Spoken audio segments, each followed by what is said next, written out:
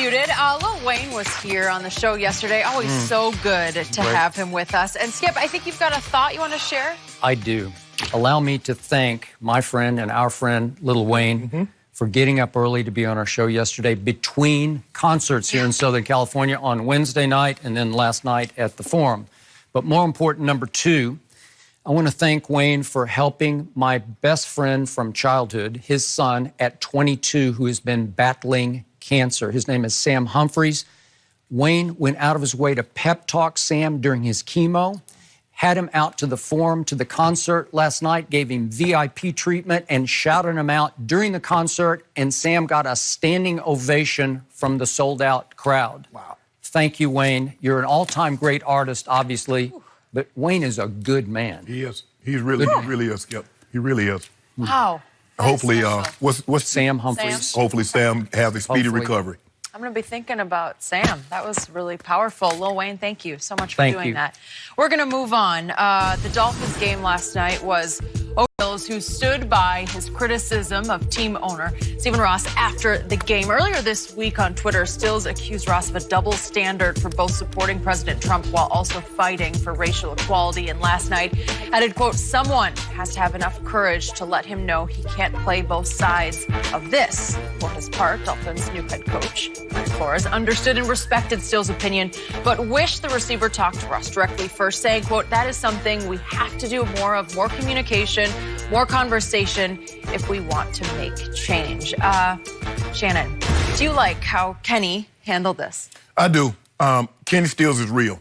He is. And I think a lot of people thought that once the anthem protest kind of died down, that Kenny Stills would go away, but he made it abundantly clear. He's like, I'm not going away. The things that I'm fighting for, I will continue to fight for, even if there's a different method in which I'm going to use. What he did, Skip, what transpired with Kenny Stills, and we don't normally see this. We don't normally see a player call out an owner. But what the president has done in this climate is he's forced you to choose sides. Skip, there's no one straddling the fence. You can't say, I don't want to talk. No. This climate won't allow you to do that. He's saying, I'm not going to, you're my owner. You're the owner of this football team. I'm not going to allow you to play both sides. I'm not going to allow you to say you're for diversity, you're for climate, you're for the environment, you're for this, and support that. You can't say, Skip, I hate apple trees, but I love apples. You can't do that because everything that you say you support, the guy that you're supporting is against. But it comes down to as simple as this, Skip. You know what this comes down to, Skip? This is another example of a rich, well-meaning, conflicted gentleman that ultimately votes with his wallet. That's all that is. It's as simple as that, Skip Bayless. I wish I can give you, because he says he's for environment, but the guy he's supporting is that every environmental thing that President Obama put in place to protect the environment, he wiped it away. He's doing away with protections for the LGBTQ community. He's doing away with that. He's making it harder for blacks to do certain things. But you say you support him, but you're against him on certain issues. Come on, man, you see what's going on. Come on. By the way, in 2018, Stephen Ross was honored by the Jackie Robinson Foundation with a Lifetime Achievement Award, just for the record. And then he had something negative to say about the guys in the anthem protest. They will all stand. Right. Yes. And little did he know in 1972 what Jackie Robinson said about the national anthem. He said, I will never, ever stand again. I will never, ever utter those words. But I guess he missed that part, Skip Bayless. But I'm sorry, Mr. Ross, but you're going to have to take the L on this one. I love Kenny Stills, and I believe in Kenny Stills. I've communicated with Kenny Stills when he played for the University of Oklahoma Sooners a few years back. And I believe in his guts and courage and vision on this issue. I also liked what Brian Flores, the new first-year head coach, who has been under Robert Kraft in New England, I liked what he said about Kenny. And obviously, Brian is a coach of color. And he said last night, I asked Kenny why he didn't talk to the owner first, why he didn't tell him what he thought and have a conversation. I'm going to paraphrase the rest of a long quote. that communication is essential when it comes to these issues, that if we want things to change, we have to talk it through.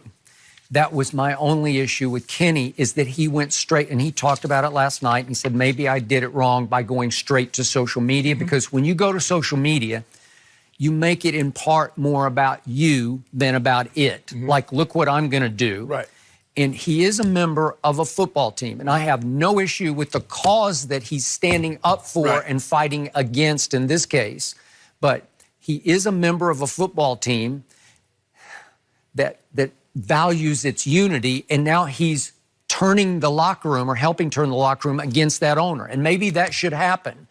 But Kenny believes so strongly in this cause that there's some hypocrisy, because he's still cashing this man's checks.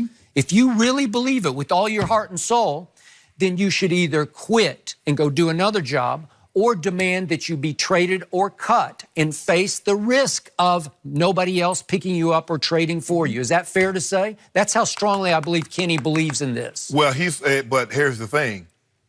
Stephen Ross believes so strongly in his support of this man that he's willing to put these guys out there on the field, even though as they was kneeling for the anthem.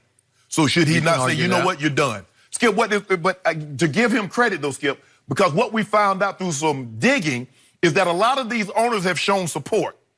No problem with that. But they try to do it because they know the backlash they're going to face. See, Stephen Ross, Kenny Stills exposed something. You start reading this, people didn't know that Stephen Ross owned Equinox, owned Soul Cycle. And by the way, reportedly, a bunch of people called Equinox and Soul Cycle and canceled their membership. I've seen a lot of social media. And that's, but Skip, I'm just trying to figure out, how can you say you're for this and you see what he says? I got that. But you love Mr. Kraft, as you call him. Robert Kraft. I do.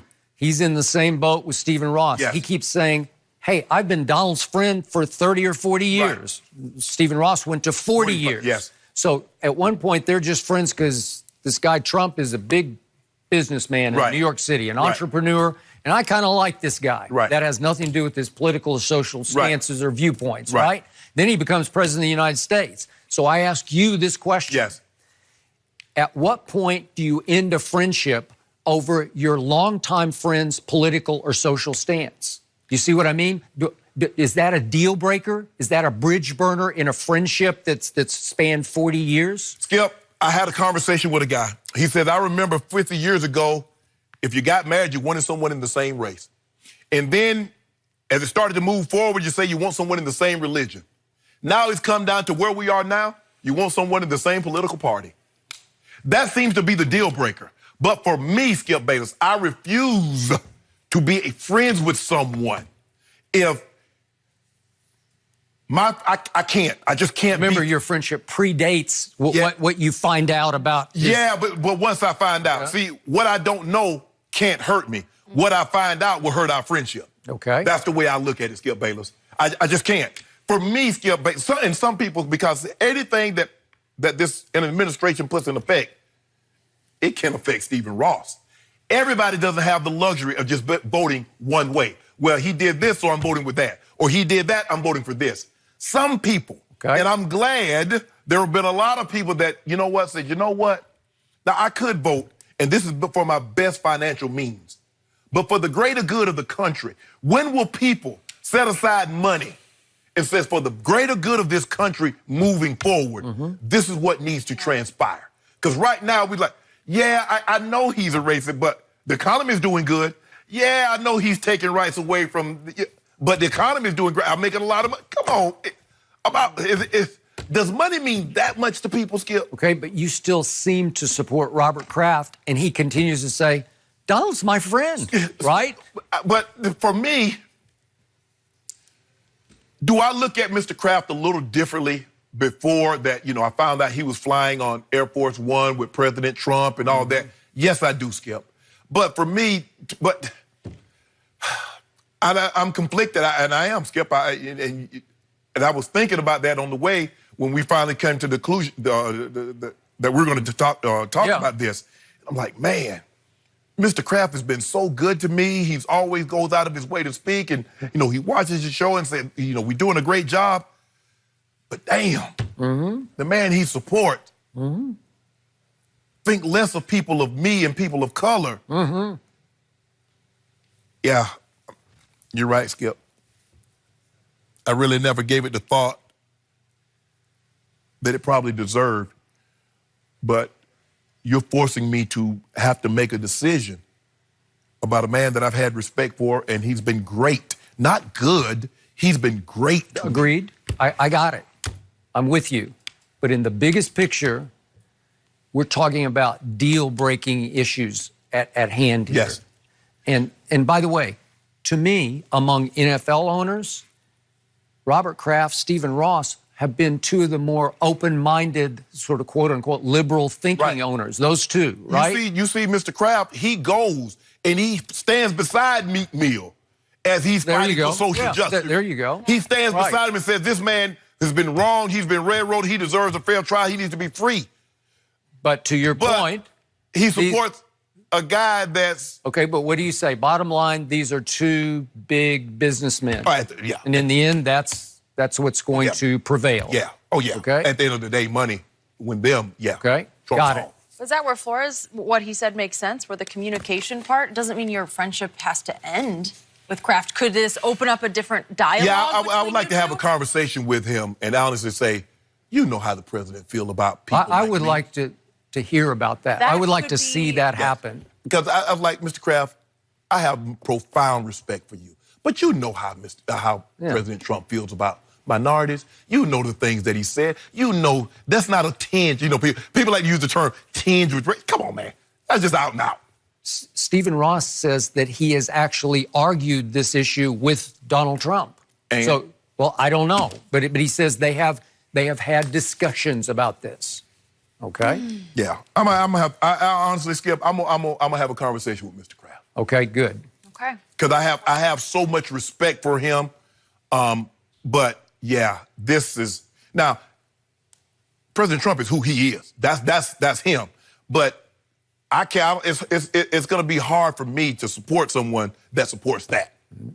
I got it. I look forward to hearing how that conversation goes. Thank you guys for sharing both the honesty there. We are going to talk a bit more about Tom Brady. Speaking of Mr. Kraft, could he really get traded? We have former Pro Bowler Antonio Cromartie with us to help. We'll go there next.